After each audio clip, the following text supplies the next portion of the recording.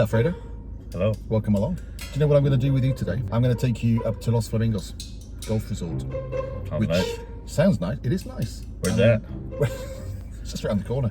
Where we are at the moment is Cancelada. So I've just met you at the bottom of the hill. We are actually in Estepona. But we're going to come into Benahavis in just a second. So Cancelada, it's a great little gateway to either side of the coast. And you've got a nice little 4-star hotel here. Great spa, by the way. We're heading to Los Flamingos, right? We're heading to Los Flamingos. So who lives in Los Flamingos? Who lives in Los Well, I used to live in Los Flamingos for 9 years. I was there for quite a time. I love it. I would say it's mainly second homeowners. It's not like rental heaven or anything like that particularly, but second homeowners who want a nice quality urbanization with a bit of golf on site. And obviously one of the big draws of Los Flamingos is the Villa Padierna Palace Hotel. That's in Los Flamingos. That's in Los Flamingos, and that's where, this is the big story, Michelle Obama stayed when she came over a few years ago. And it was quite fun actually, because they had the Secret Service kind of camping out, and everywhere you looked there were like guys in black suits and sunglasses like ours. Well, if this doesn't work, we can always do a Blues Brothers reunion. That probably would work, wouldn't it? So this street, before Michelle arrived, this street was a bit... You're in first name terms now. Yeah. Michelle. We hung out in her presidential villa, literally. So this is the road towards Los Flamingos. This is the road up to Los Flamingos. It used to be a bit of a dirt track, but because of good old Michelle, they tarmacked it and put a few palms up, and hey ho. But yeah, Los Flamingos, most of it was built around 15-20 years ago. So over sort of a 10-year period from about 2000 was the most active time for development here. And so there's not a lot of, well actually there's no new stock up here at all really.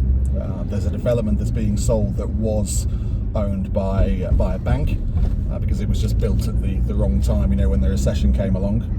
But the nice thing about Los Flamingos is you have 24-hour security. It's a bit of a soft gated entrance, but you have the guards here at night. It's it's a little bit more stringent. And then throughout the resort you have 3 golf courses, 2 of which are actually very good, Los Flamingos itself and Alferini, which is a very long golf course, and a lot of the sort of semi-pro players love it. You have the Villa Padierna Palace Hotel and Spa, another great spa, and the hotel itself is designed like an Italian palace. And you have a lovely clubhouse, a couple of restaurants, and that's about it. There's no like shops and there's no amenities as no, such. not really. So you would need a car here to nip out and do stuff. How about schools for families? Nearby. So within 10-15 minutes you've got a couple of good local schools and also international schools. But you're near San Pedro here. You're basically 7 minutes there or thereabouts into San Pedro, 10 minutes into Puerto Banus, similar into Estepona, and you're a 3 to 4 minute drive from the beach. So it's a good location, but it's quiet. You see that it's nice and quiet. It's very well manicured and taken care of. And yeah, it's a nice kind of class of people who live here. I would say that, wouldn't I? Well, you're in Michelle. Yeah, although I had to leave. They kicked you out. Yeah, they kicked me out. I entered a different class. And here it's mainly villas, correct? It's a mixture. So you've got villas and there's a few plots left, but it's mainly villas, but there's also I think 8 or 9 apartment developments. So you've got a good choice, and the apartments, I mean certainly in Four Seasons where I used to live, the starting price now is about 300,000 for a 2-bed apartment, and that's about the starting price for the whole resort, to be fair. You can spend 600,000, 700,000 on a 2-bed apartment as well if you want something very modern and very spacious. And villas tend to start at around 1.5 to 2 million and go up to 6-7 million really. How does the cost per square meter kind of compare roughly with other areas like Marbella and difficult to put a price on depending on what you're looking for, but in terms of like Sierra Blanca, Zagaleta, Madronal, it's definitely cheaper. So if you were calling those areas like 5-star super luxury, this would probably be 4-star, but it's up and coming, I would say, and it's got what a lot of people want, which is the security on site. You've also got the golf, the hotel, so it's got a lot of goodies. You're not abandoned in the middle of nowhere, so location is good, and it's an area that is getting very, very popular now. And it's sort of between Puerto Banus and New Golden Mile, is that about right? Yeah, pretty much. So yeah, I describe it as being between Puerto Banus and Estepona, but your nearest main town is actually San Pedro. Okay. Which way you have the school, no? The Laude. Yeah, you have Laude, and and it's San Pedro's grown up a lot over the last 10 years or so. It's now almost competing with Benahavis in terms of the amount of restaurants and bars and things to do, and it's got a lovely promenade, nice clean beaches. So yeah, that's literally 7 minutes away. So you've got that down the road. Okay, so here we are in Los Flamingos Golf Resort, Villa Padierna Golf Resort in Benahavis. This is probably the best viewpoint for anyone who wants to get a feel of the resort and where everything is laid out. Here you can actually see most of the apartment developments, quite a few of the villas. In the centre ground, you've got the Villa Padierna Palace Hotel and Spa. Obviously, we're surrounded by the golf course here. Up in the hillside on the right-hand side, next to a lovely big white villa, you have Four Seasons. And then as you come around towards the sea, you have the side of Costa Flamingos. And then below it, the other white building is T5. That's just getting a repaint at the moment. And then as we go beyond the hotel, you've got some beautiful villas there, kind of like a promontory into the golf course. Behind that, just where the cranes are, more villas. Above the cranes, you have El Mirador de Los Flamingos, which is the other side of the resort. Behind that, the white building right in the distance is Alanda Flamingos. And then we come around to another red building called Royal Flamingos. And then further towards us here, coming down back towards the Gulf, we've got T6. That's quite a lot of the developments. I think there's 9 in total. I think we pointed out 7 or 8. Obviously, amazing views. Today's a beautiful day, clear blue skies, and you can see Gibraltar and Africa very, very clearly. So this is a great spot. Not the easiest place to stop the car, but it's a great spot to learn more about Los Flamingos and where everything is. And security-wise, you said it's gated. It's gated, yeah. So the whole resort is gated, and then a lot of these developments that we're passing, like Four Seasons, like Alanda, like T5, T6, they also have their own security. So I call it 48-hour security. There's a dude in front of us in a golf cart. Yeah. Is that golf? It's a golf cart. Or is it Well, gardener? no, he's a gardener. So I'll show you all the sites, which is just at the other side.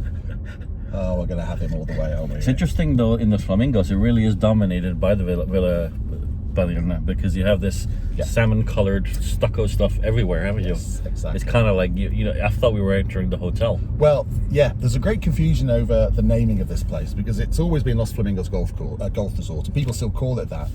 But the guy who owns this whole place, the Arans family, his wife died a couple of years ago, I think, and in honour to her, he renamed it in her name. So she was from the Villa Padierna family, very well-known noble family in Spain. So it's now the Villa Padierna Golf Resort. There you go, just to confuse you. So Villa Padierna is in Los Flamingos, or is Los Flamingos in Villa Padierna? Well, it's the same thing. It's the same thing. You would think that they would refer to it more as the Villa Padierna than they Los Flamingos, no? Yeah, they're trying more... to, but because it's been so well known for so many years as Los Flamingos, the name is just stuck. And how does Los Flamingos compare to, say, places like Los Arqueros or La Alquería, for example? Well, that's a great question, because we did a video about this. We had 3 guys from our firm, sounds like a bunch of gangsters anyway, our company, debating the very same thing. So we looked at Los Flamingos, La Quinta and Los Arqueros, because they're 3 golf resorts. They're all in Benahavis, and they all offer something different but similar. And I think came out in favour of Los Flamingos. Emma came out in favour of Los Arqueros, and Dom at the time came out in favour of La Quinta. Well, La Quinta is quite up and coming because it's directly above Marbella, isn't it? Yeah, so that's closer to the action. It's kind of the natural expansion from Nueva Andalucía, just on the other side of the motorway, right? Yeah, it's part of Nueva Andalucía, so it has very quick access into Puerto Banus. Again, that has a hotel that has the Westin 5-star hotel. It has 27 golf holes, so you can play 3 different combinations of 18 holes, which is appealing for some golfers. And then Los Arqueros doesn't have a hotel, but it has a clubhouse which has just been taken over and revamped, very family friendly. It's even got a bowling alley. We can go bowling. You're not a golfer yourself, though. I've got a set of clubs. Does that count? but what I mean is that this isn't just for golfers. No, not at all. I mean, I would estimate. I think it was there was a report about it not so recently, but saying that something like 70% of people who live on a golf resort don't play golf. Okay. Which is interesting, isn't it? Yeah. Because you would think it would be the other way. Okay. So we're looking at Los Flamingos Golf Resort from the other side now, and what you can see behind me is the promontory of villas that I mentioned, which is going into the golf course. Obviously the Gulf below us, the lake, which is very well known here. And actually there's a development that we couldn't see from the other side, which is called El Lago, because it literally is on the lake. It's a beautiful, beautiful development actually. But from here it just gives you another perspective. You can see the sea obviously, and it gives you a sense of the size really of this resort, and the types of properties within it. We're now in Cancelada. Okay. So what we've done is we've just driven through from one end of Los Flamingos, or Villa Padierna, depending on what they call it today. We've just driven through from one end to the other, and we've come out into the top end of the village of Cancelada. There are some agents, be careful guys, but some agents call this Los Flamingos South. Right, okay. You've got a range of villas, which are built by people like Otero, Grupo Reina, FM Consulting. There's 2 or 3 villa developments, which we'll go past in a second. And then you've also got the apartments to the other side. And the main developer of those has been Metrovacesa, sorry, who one of the biggest house builders in Spain. So this is the village of Cancelada. Oh, yeah. And this is very popular with the Spanish. Got a little post office, medical centre, a couple of bars and restaurants. There's obviously something going on here at this little one. But it's not really what you would call a quaint, white, typical Andalusian white village. And No, it seems like a little bit of a small extension, maybe where the people that worked at the various services built up houses a bit ramshackly. It's not what I would call an attractive But some town. people, it gets more attractive. Oh, I mean, there's nice. Some people love this place because it's like you said, it's a little kind of replica. It's a little- Higgledy-piggledy a little bit. Yeah, it is, but it's got a certain charm to it. Prices? We don't sell much stuff in the village because it is very Spanish dominated. A lot of properties get passed down through the families. You'll find that a lot of them are little townhouses, so they don't have pools. So it's not really suitable for a Northern European second home market, I wouldn't have thought. It's not somewhere that those types of clients would choose to buy, but it's nice to know it's here. There's a couple of really great restaurants here. It's nice to have on the doorstep. You know, it's an alternative to somewhere like San Pedro or Puerto Banus or Estepona. And a lot of people who bought the apartments, you know, the new build apartments in Cancelada and the new build villas, one of the reasons they did so was because behind them they have the Gulf of Los Flamingos, and below them they have the little village of Cancelada, and you can walk out to this. So it kind of ticks that box in terms of local amenities, which not everywhere does on the Costa. Although del you Sol. got to go slightly up in towards the hill to get the views, don't you? Because here it's fairly flat. Yeah, so you it is. don't We're really getting, benefit. we're getting down to the flat bit now, and I always say to clients, if they want a view, you've really got a couple of options. One is that your front line, and then you get that amazing view, obviously, but then you kind of lose it at night because the sea is black. Or you go up into the hills, and obviously the higher up into the hills you go, the more expansive and panoramic the views are. Well, yeah, from over here you can see Gibraltar and Africa. Yeah.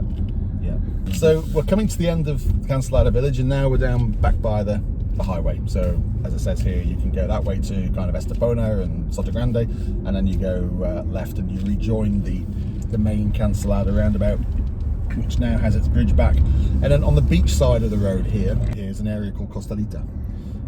But on the beach side you also have the beach club of the Villa Padierna Hotel and the tennis club. Great. So they've got a few amenities down there. It's not the best beach in the world, it's a little bit stony, pebbly, but it's nice for a walk.